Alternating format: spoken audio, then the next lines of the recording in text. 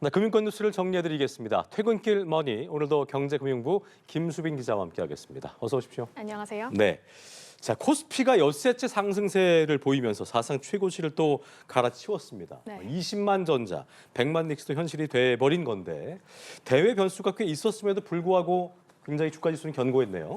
네, 그렇습니다. 솔직히 저도 오늘은 좀 흔들릴 줄 알았거든요. 예, 미국 기술주도 빠지고 관세 이슈가 있었기 때문에 좀 시장에 부담이 많았잖아요. 그러니까요. 그런데 6,000피까지 단 30여 포인트 남게 됐습니다. 예, 특히 반도체 대장주들이 상징적인 가격을 넘어선 게 분위기를 더 끌어올렸죠.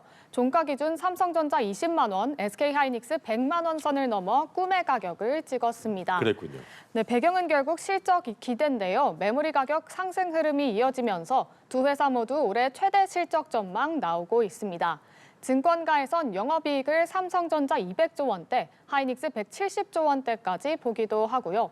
AI 수요는 빠르게 늘어나는데 메모리 공급이 따라가지 못하면서 가격 협상력이 생각보다 더 좋아질 수 있다는 전망이 나오거든요. 예, 그래서 목표 주가도 계속 올라가는 분위기인데요. 예. SK증권은 삼성전자 27만 원, 하이닉스 160만 원까지 제시를 했습니다. 어마어마하군요. 자, 증시 상황 만나봤고요. 다음 키워드를 만나보겠습니다. 자, 높아진 검사 밀도, 뭔가 좀 깐깐해진 느낌인데 어떤 얘기입니까? 그렇습니다. 바로 금융감독원의 정기 검사 얘기입니다. 예. 매년 대상 금융사를 선정을 해서 실시하는 정례 검사인데 올해는 강도가 예년보다 더 높아질 가능성이 큽니다. 소비자 보호와 지배 구조가 핵심 점검 대상으로 떠올랐기 때문이죠. 예.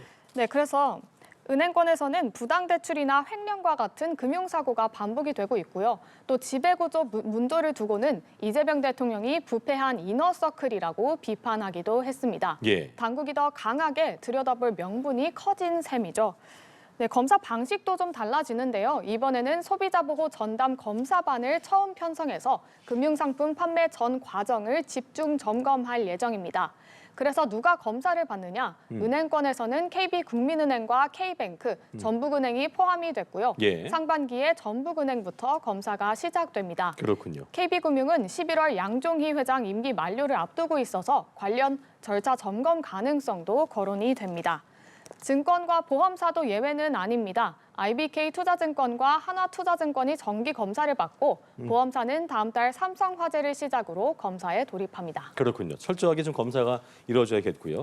금융권 전반으로 지배구조 점검도 좀 강화되는 모습인데 그런데 인터넷 은행은 좀 다르다고 하더라고요. 어떤 얘기입니까? 네, 맞습니다. 아무래도 인터넷 은행은 성격상 성장성과 혁신성을 좀 앞세우면서 예. 전통적인 금융사랑은 다른 평가를 받아왔는데요. 그래서 연임 러시를 볼 수 있는 분위기입니다. 그렇군요. 네, 대표적으로는 윤호영 카카오뱅크 사례가 있습니다. 네. 지난해 초 연임에 성공하면서 금융권 최초 5연임을 기록을 세웠고 임기도 내년 3월까지라 당분간 리더십에는 큰 변수가 없어 보입니다. 예. K뱅크는 조금 더 복잡한데요. 최우형 대표 임기가 지난해 말 끝났지만 후임이 확정되지 않으면서 다음 달 주총까지 자동 연장된 상태입니다. 세 번째 시도 끝에 상장을 앞두고 재무적 부담을 덜었다는 점은 긍정적으로 평가되는데 예. 최대 주주 KT 경영진 교체라는 변수가 남아 있습니다. 그렇군요. 토스뱅크도 갈림길입니다. 예. 이은미 대표 임기가 다음 달 말에 끝나는데 취임한 해 첫 흑자 전환 성과에도 불구하고 내부적으로 큰 규모의 횡령 사고로 내부 통제 문제가 변수로 떠올랐습니다. 그렇군요. 자, 이번에는 시중은행 얘기를 좀 해볼 텐데 화면을 좀 보시면 운명의 수요일 이렇게 적혀 있는데요. 내일 금융권에서 꽤나 그 중요한 일정이 있다면서요? 그렇습니다. 은행들이 결과를 기다리는 날입니다. 홍콩 H지수 ELS 불안전 판매 사태와 관련해서 내일 증권선물위원회가 제재 한 건을 심의할 예정입니다. 예. 제척 기간이 다음 달로 다가오면서 더 이상 미루기 어려운 상황인데요.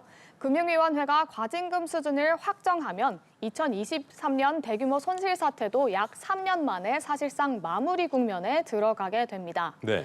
네, 관건은 과징금 규모인데요. 금감원 제재심에서는 5개 은행에 총 1조 원대 과징금을 의결했습니다. 당초 2조 원대에서 약 25% 정도 감경된 수준입니다. 예. KB국민은행이 약 8천억 원으로 가장 많았고 하나은행과 신한은행도 각각 2천억 원대가 예상이 됩니다. 예. 다만 은행들 입장에서는 자율 배상 노력까지 했는데 감경폭이 기대보다는 크지 않았다는 분위기입니다. 1조 원대 과징금이 확정되면 일부 은행은 행정소송에 나설 가능성이 거론됩니다. 그렇군요. 자, 퇴근 1번이 마지막 순서입니다. 시장에 영향을 줄 수 있는 주요 일정들을 정리해 볼 텐데 일단 내일 오전에 트럼프 대통령 연설이 예정돼 있네요.